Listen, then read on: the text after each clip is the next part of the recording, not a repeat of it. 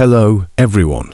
Let's explore Cisco optical transceivers, SFP, SFP+, and XFP. These are crucial components for a coherent network. I'll simplify the concept in a way I'm sure you'll understand. SFP stands for single fiber, plug and play, and works with 1G networks. It's the initial model for optical transceivers, established as the standard.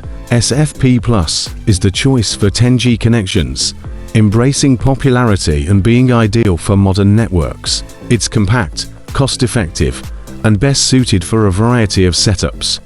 XFP, or Extended Fiber Plug and Play, caters to 10G networks, but is less common and newer. It's primarily used with legacy networks. The key decisions to make are based on speed, size, and distance requirements.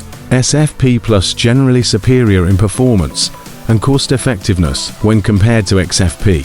When choosing, confirm compatibility with existing gear for a smooth transition. With all these aspects in mind, SFP+ is the ideal choice in the majority of situations in today's network landscape. Let's keep our networks running smooth.